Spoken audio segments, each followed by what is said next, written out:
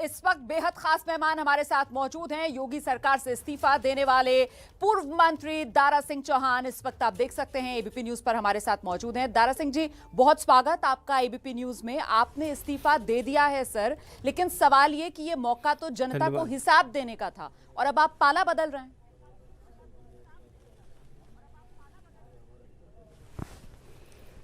देखिए, ये सवाल पाला बदलने का नहीं है। आपने देखा होगा कि उत्तर प्रदेश में भारतीय जनता पार्टी की सरकार बनाने के लिए, क्योंकि ये प्रदेश बहुत बड़ा है, देश का सबसे बड़ा सूबा होने के साथ साथ इस पिछड़े समाज की बहुत बड़ी, आधे से ज़्यादा आबादी पिछड़े समाज के लोगों ने बिना कुछ देखे पूरी तरीके से भारतीय जनता पार्टी के पक्ष में खड़े हुए, उनको समर्थन और सहयोग देने के बाद केवल पिछड़े समाज के, दलित समाज के लोग भी, इस प्रदेश का किसान और नौजवान जो है समर्थन में खड़ा था, तमाम छोटे बड़े व्यापारी भी खड़े थे। तो सभी समाज के लोगों को जब मिलने के बाद, खास करके जो बड़ा समाज, जिसे पिछड़े समाज से मैं भी आता हूँ, बड़े पैमाने पर सहयोग किया है, समर्थन दे करके पूर्ण बहुमत की सरकार बनाने के बाद 5 साल में मुझे न्याय नहीं मिल पाया, मुझे इंसाफ नहीं मिल पाया, उन्हें अधिकार नहीं मिल पाया। और इसकी बात हमने बार बार अपने प्रदेश और देश के बड़े जो उचित माध्यम था, मैंने प्रयास किया कि शायद अब इनके हक में कुछ फैसला होगा, इनके अधिकार के लिए कोई फैसला होगा।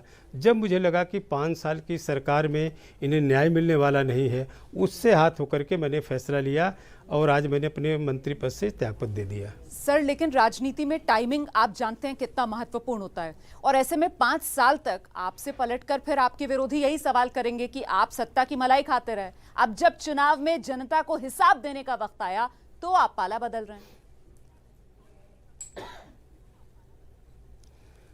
देखिए, आपने सही कहा, चूँकि ये तो सरकार बनने के बाद ही मैं अपने छात्र जीवन से लेकर के अब तक मैं इस प्रदेश में जो वंचित समाज था, बेबस लाचार था, जो गरीब नौजवान किसान था, दलित और पिछड़े समाज के लोग थे, मेरे पूरे जीवन में उनके हक अधिकार के लिए मैंने लड़ाई लड़ने का काम किया है और आज भी मैं लड़ता रहा।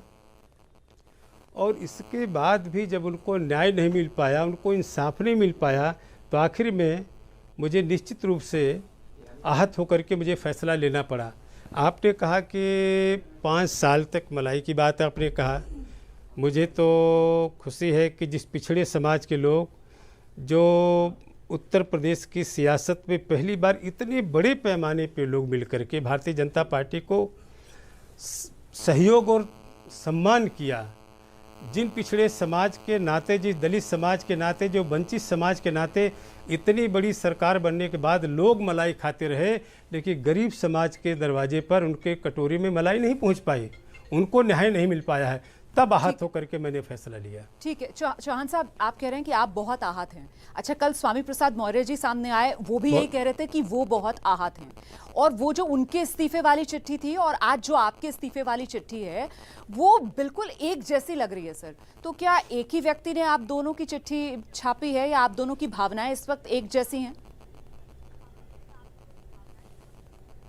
आप कहेगी तो मैं उसकी आपके जो चैनल के लोग यहाँ पर मैं इनको फ़ोटो दूँ, कहीं से तालमेल नहीं है। लेकिन हमारे प्रदेश के गवर्नर माननीय मतलब जो हैं पटेल जी, मैं उनका नाम तो बदल नहीं सकता, उस पद को तो बदल नहीं सकता, उत्तर प्रदेश का नाम तो बदल नहीं सकता, लेकिन नीचे का जो नहीं सर, जो ड्राफ्ट है आपने देखा होगा, उससे कोई तालमेल, किसान, पिछड़ा, दलित, ये तमाम जो शब्द जो कल स्वामी प्रसाद मौर्य वाले इस्तीफे में लिखे गए थे, जो भावना उनके इस्तीफे की थी, बिल्कुल वही शब्द और वही भावना आज आपके इस्तीफे से झलक रही है। इसलिए सवाल मैंने पूछा। मैं सत्य में कह रहा हूँ, मैं पिछड़े समाज का रहने वाला हूँ, मैं उनकी पीड़ा को जानता पहचानता हूँ। मैंने इस प्रदेश में, देश में गैर बराबरी के लिए, समतामूलक समाज के लिए मैंने हमेशा संघर्ष करने का काम किया। छात्र जीवन से जो मेरे मन में बातें थी मैंने वैसा ड्राफ्ट किया है, और इस तरह के कोई नहीं कि किसी ने, एक व्यक्ति ने कोई ड्राफ्टिंग की हो, ऐसा कुछ नहीं। आपने चिट्ठी अगर आप सामने रख के देखेंगे तो साफ साफ पता चल जाएगा। नहीं, वो सामने हम दिखा रहे हैं, अगर आप एबीपी न्यूज देखेंगे इस वक्त तो वो धन्यवाद। चिट्ठियां आप लोग दोनों लोगों की हम दिखा रहे हैं और उसमें जो सिमिलैरिटी है वो बाकायदा हाईलाइट करके हम चैनल पर चला रहे हैं। अच्छा, मुझे ये बताइए सर कि क्या अभी जिस तरीके से आप आज आहत हुए हैं, कल स्वामी प्रसाद मौर्य जी आहत हुए थे, तो अभी क्या ये कड़ी लंबी है? कुछ और बड़े चेहरे भी जो निकल सकते हैं बीजेपी से इन्हीं कारणों से आहत होकर, क्या बता पाएंगे आप? अब वो मैं कैसे बता सकता हूँ किसी की दिल की बात क्या, किसके दिल में क्या है, लेकिन ये डेमोक्रेसी में सबको अधिकार है अपना निर्णय लेने का। अगर उनको लगेगा कि मैं आहत हूँ तो हो सकता है कल क्या करेंगे मुझे नहीं पता, मुझे नहीं, किसी ने बताया नहीं। अब उनका व्यक्तिगत निर्णय होगा कि कौन किस पार्टी में जा रहा है। बहुत सारे उस पार्टी से इस पार्टी में आ रहे हैं, कुछ लोग इस पार्टी में कहीं जा रहे हैं। ये डेमोक्रेसी में, लोकतंत्र में सबका अधिकार है, जैसी होगी वैसा निर्णय लेंगे। मैं इसके बारे में कुछ बता नहीं सकता। सर, कल जब मौर्य साहब ने इस्तीफा दिया उसके बाद क्या आपकी उनसे बात हुई?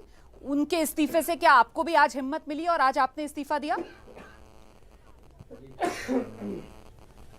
नहीं, कल इस्तीफा देने के बाद मेरी मौर्य जी से कोई बात नहीं हुई है, लेकिन मैं तो अपने जो मलाल था मैंने आपके सामने रखा कि इस प्रदेश की जो पीड़ा थी, इस प्रदेश के जो दलित समाज के लोग थे, पिछड़े समाज के लोग थे, वंचित समाज के लोग थे, नौजवान और किसान थे, जिस तरीके से परेशान थे इस प्रदेश के तमाम लोग थे, इसके नाते मैं आज इस्तीफा दिया हूँ कि जब उनको न्याय नहीं मिल पाया बराबर इस बात को कहने के नहीं, बावजूद वो भी। आप पहले भी बता चुके हैं आपने इस्तीफा क्यों दिया। मैं सिर्फ टाइमिंग की वजह से ये पूछना चाह रही थी कि भाई एकदम से तो हुआ नहीं है, तो कल मौर्य साहब ने इस्तीफा दिया, शायद उनके इस्तीफे से आपको हिम्मत मिल रही हो, तो आज आपने इस्तीफा दे दिया। वरना यही काम आप एक हफ्ता पहले भी कर सकते थे, 10 दिन, 1 महीना पहले भी किया जा सकता था। खैर, मेरे सहयोगी हैं वरिष्ठ विजय विद्रोही, वो आपसे एक सवाल लेना चाह रहे हैं, जरा सवाल सुन लीजिएगा दारा सिंह चौहान साहब। आइए विजय जी। दारा सिंह जी, आप कह रहे हैं कि 5 साल आप ओबीसी के लिए, दलितों के लिए संघर्ष करते रहे, उनको इंसाफ नहीं मिला, न्याय नहीं मिला, तो ये उसके बाद आपने पार्टी छोड़ने का फैसला किया। तो ये फैसला 3 साल बाद भी कर सकते थे जब आपको नाउमीदी हो गई होगी, 4 साल बाद भी कर सकते थे जब आपको नाउमीदी हुई होगी।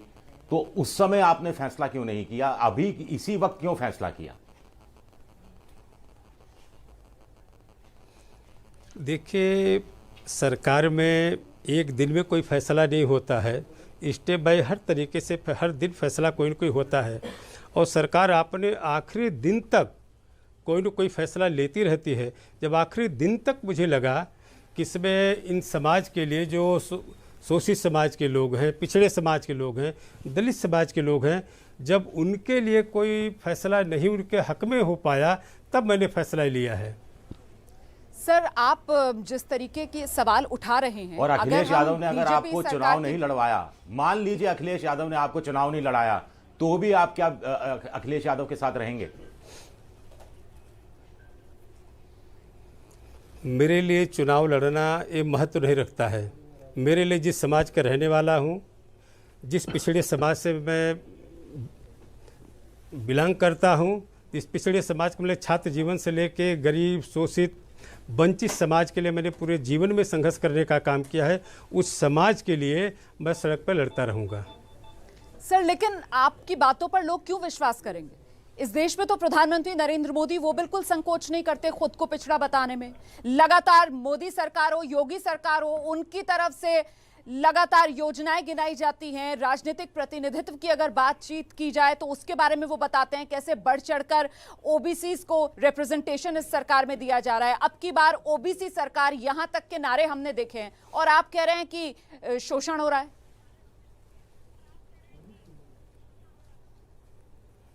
अब उसके बारे में विस्तार से फिर कभी मुलाकात होगी तो मैं विस्तार से बिंदुवार उस पर चर्चा करूंगा। लेकिन आज मैं इतना ही कहना चाहता हूं कि जिस तरीके से 5 साल तक ये पिछड़े दलित समाज के लोग तड़पते रहे, बेहद परेशान रहे, उनको न्याय व अधिकार नहीं मिल पाया। मैं फिर इस बात को दोहराता हूँ, चाहे उनका आरक्षण का मामला हो, चाहे नौजवान को रोजगार का मामला हो, चाहे किसान जो आज खेतों में सो रहा है जानवर से बचाने के लिए उनकी परेशानी हो, जब उनको न्याय नहीं मिल पाया तब हमने आखिर में फैसला लिया। आने वाले दिन में इस तरीके की बातें होगी तो विस्तार से मैं आपसे फिर बात करूंगा। ठीक है सर, धन्यवाद। मेरे वरिष्ठ सहयोगी अभिज्ञान प्रकाश भी हमारे साथ मौजूद है, जरा एक उनके सवाल का जवाब भी दे दीजिए। आइए अभिज्ञान जी। हाँ, दारा सिंह जी, मेरा सवाल आपसे है। हम एक दूसरे को बहुत लंबे अरसे से जानते हैं, मैं आपकी सियासत को बहुत लंबे अरसे से जानता हूं। पॉइंट आप ये रख रहे हैं कि पिछड़ों का साथ नहीं दिया बीजेपी ने, पिछड़ों का, क्योंकि ये बहुत बड़ा टर्न अराउंड था 2014 के बाद से भारतीय जनता पार्टी के लिए। 14, 17, 19 उनकी वजह से बड़ी जीतें हासिल हुई बीजेपी की। क्या आप किसी और को भी कन्विंस करना चाहेंगे कि ये पार्टी वो है जो पिछड़ों का साथ नहीं देती, या ये सिर्फ इंडिविजुअल दारा सिंह जी का फैसला है?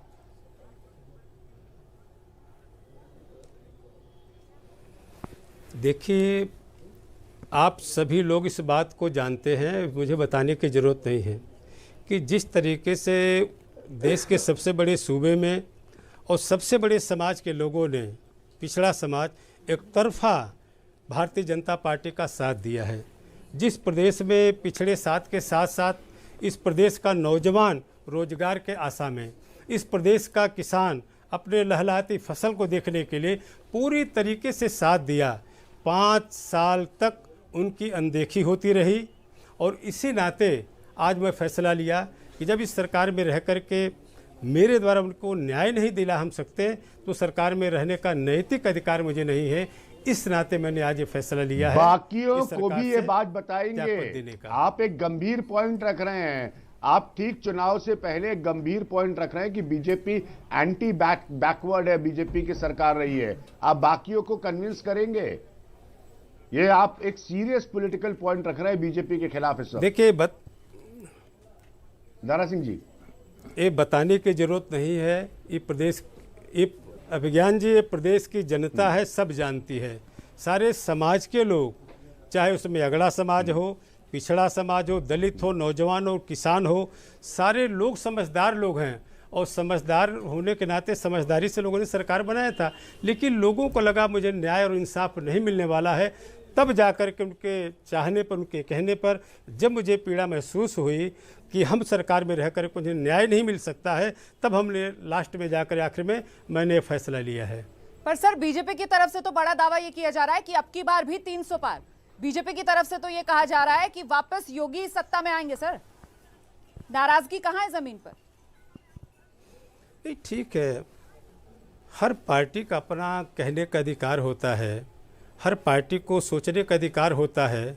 अब तो चुनाव में जाने के बाद जो जनता, इसीलिए मैं कहता हूँ जनता महान है, जो जनता का फैसला है वो बड़ा फैसला होता है। मतलब आपका कोई आंकलन नहीं है अपना, क्योंकि आप भी जमीन से जुड़े हुए नेता हैं, इसलिए मैंने ये सवाल पूछा आपसे। सर, आपका अपना आंकलन?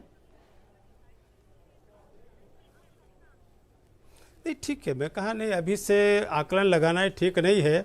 आने वाले 2 महीने के बाद सबके सामने जो परिणाम आएंगे फिर आपसे बात करेंगे। ठीक है सर, जल्दी से एक क्विक माफ कीजिएगा, समय नहीं है मेरे पास, वरना मैं जरूर विजय विद्रोही के पास आती।